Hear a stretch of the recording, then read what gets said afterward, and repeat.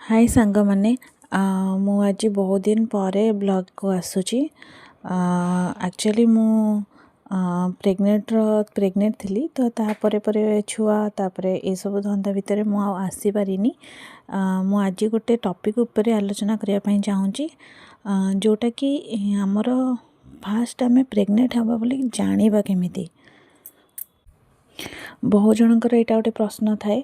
प्रथम प्रथम तो आम जापर न था कि केमती मत जमती कि मोर 10 दिन खंडे लेट हो गला पीरियड टाइमिंग जो थिला तार 10 दिन पर मोर पीरियड लेट होगा पर मुझे प्रेगनेंसी किट रे टेस्ट करी किंतु ता पूर्वर जस्ट मत एमती लगुला जमती बाँ पट मोर बाँ पटरे किसी गोटे एमती पेटर बाँ पट साइड्रे जमती तल पेटरे कौन गोटे एमती फील होता मत किछि दिन गला सेमती टिके टिके तापरे मत सेमती टिके टिके सेठी टिके पिंच मारला वाले लगे।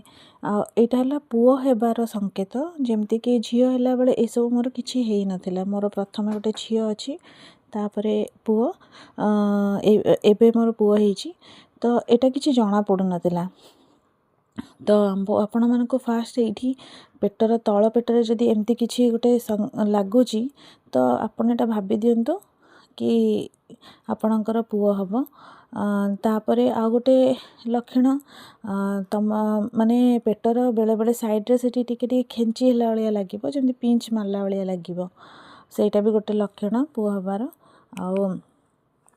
आउरी आउ किछि किछि जिनस मु कहूची मन पकेकी कारण टिके टिके तो भूली गलेनी तथापि मन पकाउची।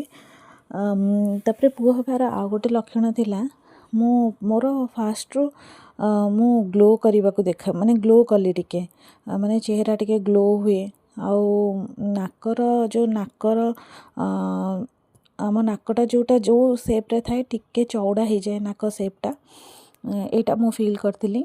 तापरे 10 दिन पर आमे जतबे टेस्ट कला बेले पॉजिटिव जतबे आमे देखिलु से पॉजिटिव रो जो दीटा गार न थाए से गार दीटा बेसी टिके डीप थाए एटा भी गोटे लक्षण। आउ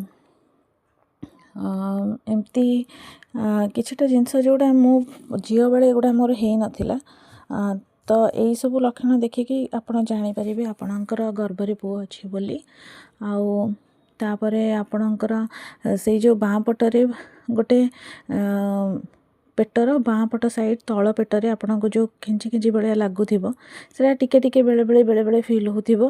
तापरे आपण टेस्ट करेंगे टेस्ट कला परे आपणकर पॉजिटिव आसले आपण भाबिबे जे आपण प्रेग्नेंट अछंती किंतु आपणकर मते मोर जेमती हेइथिला मो एटा तो 100% कहि पारुनी किंतु एटा मो क्षेत्र रे हेइची सेतिपई मु आपण मानको टिके जणाई दोची पुओ हबार लक्षण।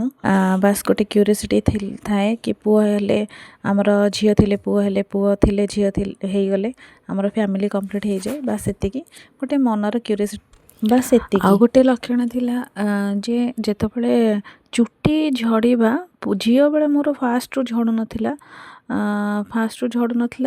मोर मिड टाइम रे झड़िया स्टार्ट करथिला किंतु पुओ बेले मोर चुट्टी झड़ीबाटा फास्ट रु मोर झड़ू थिला आ मिड टाइम रे झड़ीबा बंद हो गला ग्रोथ बढ़िला चुट्टीर। आउ स्किन कह गले मोर फास्ट रु स्किन टा बहुत ग्लो करूथिला।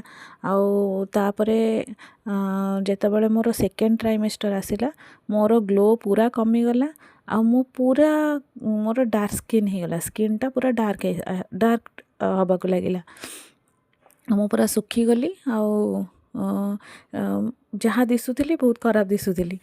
आउ तापरे बेकर नेक रे मोर गोटे एमती ब्लैक रो एमती बेल टाइप रो चिन्ह हो जाइतला पुओ टाइम रे।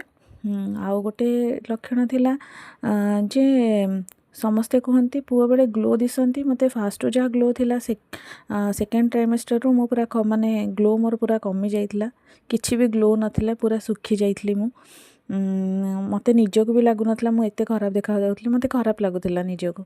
तापरे आ गोटे लक्षण थिला तल पेटरे ही मोर माने जेमती मते फील होतला तळी पेटरे छुआ अछि ଆଉ ଝିଅ ଟାଇମ୍ରେ ମୋତେ ଉପରୁଆ ପୁରା ଲାଗୁଥିଲା, ତଳ ପେଟରେ ମୋତେ ବେବି ଥିଲା ଭଳିଆ ଲାଗୁଥିଲା ପୁଅ ହେଲାବେଳେ। ଆଉ ଗୋଟେ ଲକ୍ଷଣ ମୋର ଥିଲା ଯେ ଯେତେବେଳେ ଫାଷ୍ଟ ମୋତେ ବାନ୍ତି କିଛି ବି ମୋର ହେଉନଥିଲା, କିନ୍ତୁ ମୋତେ ଖଟା ରାଗ ଖାଇବା ପାଇଁ ବହୁତ ଇଚ୍ଛା ହେଉଥିଲା। ରାଗ ମୁଁ ମାନେ ବହୁତ ଖାଉଥିଲି, ଖଟା ଖଟା ଜିନିଷ, ମୋତେ ମିଠା ଏତେ ଭଲ ଲାଗୁନଥିଲା। ତାପରେ ମିଡ୍ ଟାଇମ୍ ଯେତେବେଳେ ସେକେଣ୍ଡ ଟ୍ରାଇମେଷ୍ଟରରେ ମୋତେ ହାଲକା ହାଲକା ମୁଁ ମିଶାମିଶି ଖାଇଥିଲି।